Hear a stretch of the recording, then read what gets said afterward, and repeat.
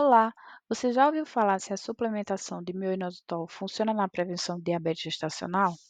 Mas o que é mioinositol? Se trata de um dos mediadores intracelulares de sinal da insulina e se correlaciona com a sensibilidade à insulina no diabetes tipo 2. Mas será que ele é útil na prevenção de diabetes gestacional? Meu nome é Williane Alves, sou acadêmica do quarto ano de medicina da UEMS e hoje vou tentar responder essa pergunta para você. Mas por que devemos falar sobre o assunto? Pois, em média, 200 mil gestantes por ano são diagnosticadas com diabetes gestacional. Além disso, a prevalência no SUS aumentou de 7,6% para 14% nos últimos 2 anos. Antes de prosseguirmos, que tal relembrarmos um pouco sobre o diabetes gestacional? Esse quadro patológico é caracterizado por uma condição de intolerância à glicose que se desenvolve durante a gravidez. Na fisiopatologia, os hormônios placentários aumentam a resistência à insulina materna, resultando em um estado de hiperglicemia. O pâncreas da mãe tenta compensar esse aumento na resistência à insulina, produzindo mais insulina. Mas em alguns casos, especialmente em mulheres com predisposição genética ou fatores de risco, a capacidade do pâncreas de produzir insulina pode ser insuficiente para superar a resistência, levando ao desenvolvimento da diabetes gestacional. Antes de selecionar os estudos, os pesquisadores formularam um pico, que se trata de um mnemônio que auxilia na construção de uma pergunta de pesquisa e na busca de evidência, em que P indica qual a população, I a intervenção, C a comparação e O o desfecho. Dessa forma, o pico utilizado foi população adulto, criança e gestante, intervenção com inositol, a comparação com o placebo e o desfecho alto peso ao nascer, hipertensão, diabetes mellitus gestacional, morte, morbidade, natimorto e óbito neonatal. Assim, por meio desse pico foi formulado a seguinte pergunta: será que o mioinositol é um suplemento dietético pré-natal eficaz para prevenir o diabetes gestacional em mulheres grávidas?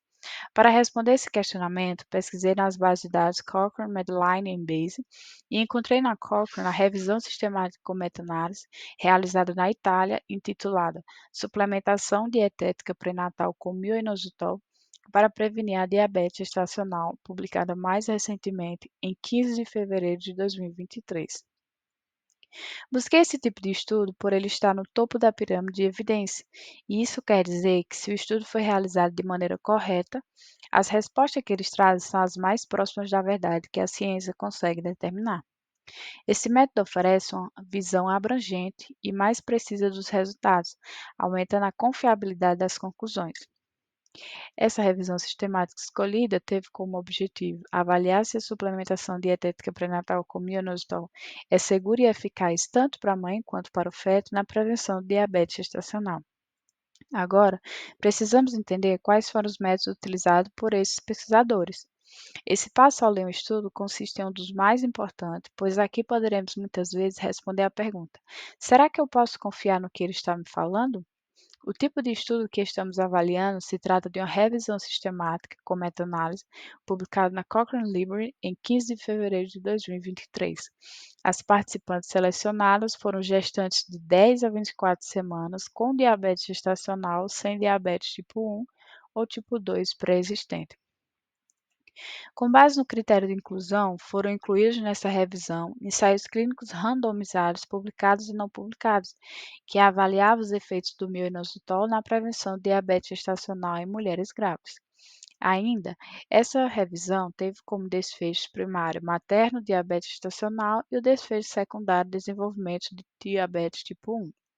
Como critério de seleção, incluíram 7 ensaios clínicos randomizados, um realizado na Irlanda, 6 conduzidos na Itália, que relataram 1.319 mulheres que estavam grávidas de 10 a 24 semanas no início do estudo.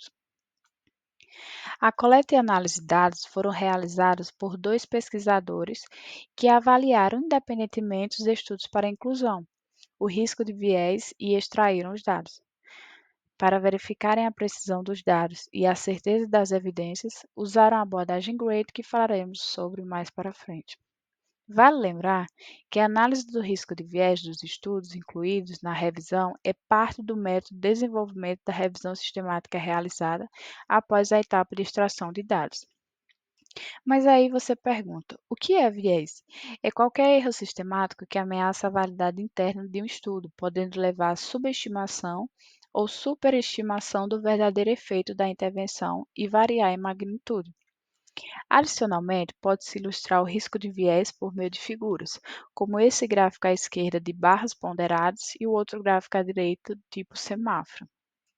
O nosso estudo foi validado como baixo risco de viés, o que indica que os resultados da análise são menos propensos a serem influenciados por fatores que poderiam distorcer suas conclusões. Isso significa que o estudo em questão foi conduzido de forma a minimizar qualquer tendência sistemática que poderia levar a conclusões incorretas ou enviesadas. Ou seja, o estudo considerado como tema do baixo risco de viés aumenta a confiabilidade e credibilidade dos resultados obtidos. Ainda falando sobre a metodologia, a análise das medidas do efeito foram risco relativo 0,53, com intervalo de confiança de 95%. Mas o que isso nos quer dizer? Sugere que a suplementação com mioinositol durante a gravidez está associada a uma redução significativa no risco de desenvolver diabetes gestacional. O risco relativo de 0,53 indica que o grupo que recebeu a suplementação com mioinositol teve um risco de 47% menor de desenvolver diabetes gestacional em comparação com o grupo de controle que recebeu o placebo. Já o intervalo de confiança 95% indica a margem de incerteza em torno do risco relativo, isto é, fornece uma faixa de valores dentro da qual o verdadeiro efeito da suplementação pode variar com 95% de confiança. A avaliação da heterogeneidade estatística em cada meta-análise foi utilizando as estatísticas tal quadrado e qui quadrado. Considerar a heterogeneidade substancial se I quadrado fosse maior que 30% e tal quadrado fosse maior que zero ou houvesse um valor p baixo, menos de 0,1 no teste qui quadrado para heterogeneidade. Importante ressaltar ainda que a revisão sistemática com meta-análise foi realizada de acordo com as recomendações pela Cochrane Library. Aqui temos o gráfico Forest Plot, ou também conhecido como gráfico em floresta, que é a forma de representação gráfica dos resultados da nossa meta-análise avaliada. Vale lembrar que esse tipo de gráfico mostra de forma clara e objetiva os estudos que foram incluídos na análise, com seus resultados individuais, estimativa de efeito, intervalo de confiança e o resultado estatístico agrupado de todos os estudos combinados. Da esquerda para a direita tem a representação do nome de cada estudo que foi avaliado, o grupo com a intervenção de minoxidil, o grupo com placebo e o peso que cada estudo teve na meta-análise. Ao lado de cada estudo, tem uma representação gráfica na estimativa do tamanho do efeito da intervenção do estudo e do intervalo de confiança do tamanho do efeito. A linha vertical é o eixo de tendência central que representa a ausência de diferença entre as intervenções, ou seja, é o eixo do risco relativo igual a 1. Já a linha horizontal, que se encontra no final da linha vertical, é o eixo de dispersão do tamanho do efeito, ou seja, nele tem dois setores. Um setor à esquerda, que favorece a intervenção do mioinositol, e outro setor à direita, que favorece o placebo. Vocês podem observar que a estimativa principal pontual do tamanho do efeito é representada pelo quadrado, e o quadrado em si já nos traz informação. O tamanho do quadrado é proporcional ao peso do estudo na meta-análise, e o peso do estudo é influenciado por duas coisas: pelo tamanho da amostra e pelo número de eventos naquele estudo. Então, pode-se inferir que quanto maior o quadrado, maior é o peso do estudo. Já a linha horizontal representa o intervalo de confiança da estimativa do tamanho do efeito naquele estudo. E se essa linha horizontal cruza a linha de anulidade do risco relativo igual a 1, significa que os dois lados que estão sendo comparados, ambos não têm diferença estatisticamente significativa naquele estudo. Ou seja, não se descarta que o risco relativo de um tratamento versus outro seja 1 porque houve cruzamento, que é o caso do terceiro estudo de Farren publicado em 2017. Vocês podem observar que no gráfico Forest Plot nós temos essa mesma figura repetida várias vezes, uma para cada estudo. Nós temos vários quadradinhos representando o peso de cada estudo e várias linhas horizontais. E ao final temos o losango, ou também chamado de diamante. Sintetiza o tamanho do efeito nos diferentes estudos, ou seja, o losango em si é a meta-análise. Essa figura geométrica também é informativa. As dimensões horizontais do losango nos dizem sobre o intervalo de confiança da estimativa da meta-análise. Já a parte central do losango representa a estimativa pontual do tamanho do efeito da meta-análise. E se o losango cruza o eixo de tendência central, risco relativo igual a 1, significa que o resultado da meta-análise é negativo. Isto é, não há diferença estatisticamente significativa na meta-análise na comparação da intervenção com a outra intervenção. Por outro lado, se o losango fica totalmente à direita ou totalmente à esquerda do eixo do risco relativo igual a 1, isso significa que houve diferença e o lado para o qual se desloca o losango é o lado que é favorecido.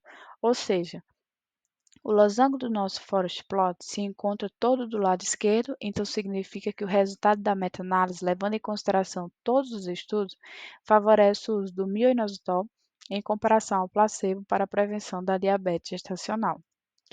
Para avaliar a qualidade dessa evidência, foi utilizada a abordagem GWADE, a fim de avaliar a certeza do conjunto de evidências relativas aos seguintes resultados para as principais comparações. Nesse método, a qualidade da evidência é analisada por desfecho e classificada em 4 níveis: alta, moderada, baixa e muito baixa, que nos diz o quanto podemos confiar nos resultados apresentados.